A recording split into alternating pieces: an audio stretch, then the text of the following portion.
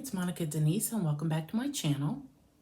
Today I want to talk about why it's a good idea to outline.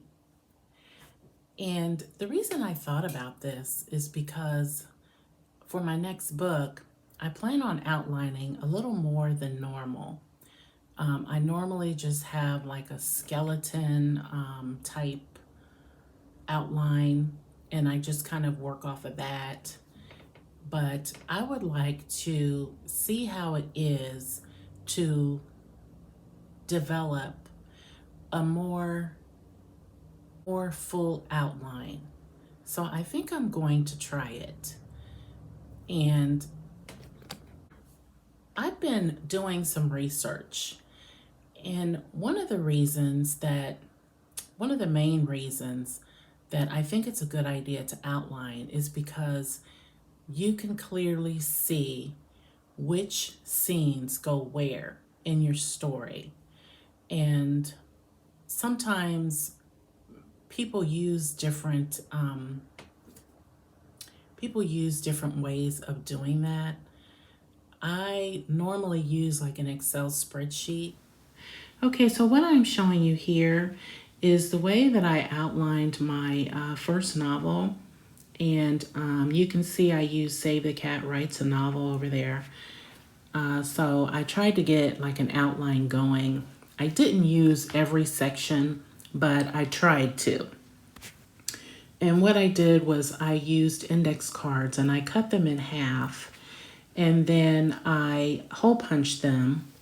And as you can see, a little, binder.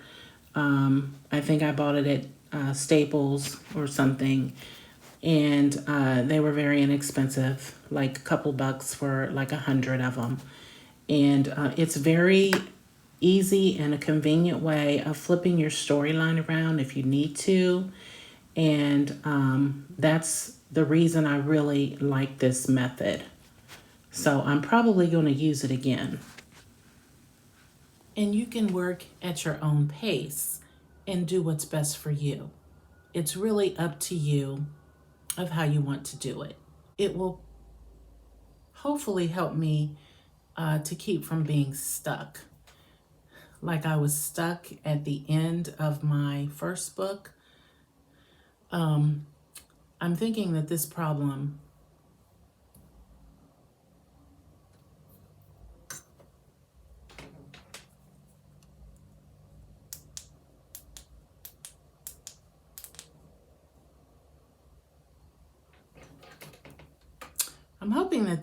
will solve that. And I don't know what happened to my light just now, and you can make it as detailed or as complicated as you want.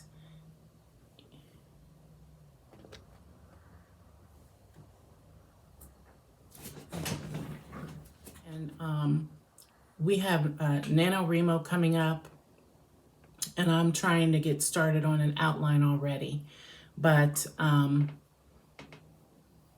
it's taking a lot, and I'm not really sure if I'm going to participate in it or not, but we will see.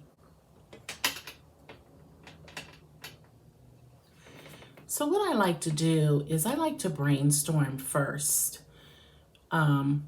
And I like to let my mind just go anywhere and everywhere. I think of all the best and the worst case scenarios that I can possibly think of, and I write them all down on a sheet of paper. And then from there, I like to write a 1 or 2 sentence describing my story. And then from there, I like to develop that 1 or 2 sentence into a complete paragraph. I like to start naming the characters. So I will do like either a YouTube search or a Google search, and I will think of every name for each character that I have listed out on my outline. And a lot of times I'll Google baby names. Sometimes I like to look up unusual names or Old English names, Spanish names, Arabic names. You know, I really get into it because I like naming my characters and I think the names are important. So anyway, that's just something that I do. That you could do is develop a playlist for your characters. I did this for my last story. Layla had a definite playlist, and she had, you know, she had like R&B. She had a mixture of R&B and salsa, Spanish salsa, because she, you know, she liked to dance. And so she had, you know, like a whole playlist of that kind of a sound. And then once you have all of that, you know, the character names and a playlist, now it's time for the really fun part. I like to get on Google and find pictures of people. And the pictures will go with the, you know, with the characters. I'm just going to use this book cover as an example. So when you are going out and picking your characters, I would just suggest that you want to give them a description. Give them the description of the characteristics that you want them to have. Like, say, for example, the man was described in this book as having green eyes, very handsome, dark, wavy, curly hair, and that's what he has. The female was described as being very beautiful, but to me, she looked rather plain. And for me, it was a disappointment, but I'm still going to finish reading the book. Okay, so I was recording all that, and apparently I was not recording because the red light wasn't on. So I don't know how much of that actually recorded. Well, what I was saying was,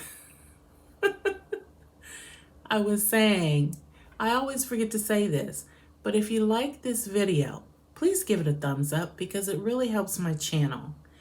And I would love to hear what your process is. If you're a plotter, if you're a pantser, are you planning on doing Nanowrimo this year? Are you going to do an outline, or are you not going to do an outline? What exactly are your thoughts about Nanowrimo and outlining? And then, as always, just remember, if you're not happy with the way things are going, you can always reposition yourself. You can always reinvent yourself. I normally said that. Okay, I said that backwards, so let me just say that again. And then just remember, if you're not satisfied with the way things are going, you can always reinvent yourself, reposition yourself, and repurpose your dreams. It's never too late to make something happen. It's never too late. I know people have been telling you it's too late, but it's not. And you can get that book out this year, Nanowrimo. This is the year that you're going to do it. I believe in you. I have faith in you. Thanks for watching, everybody.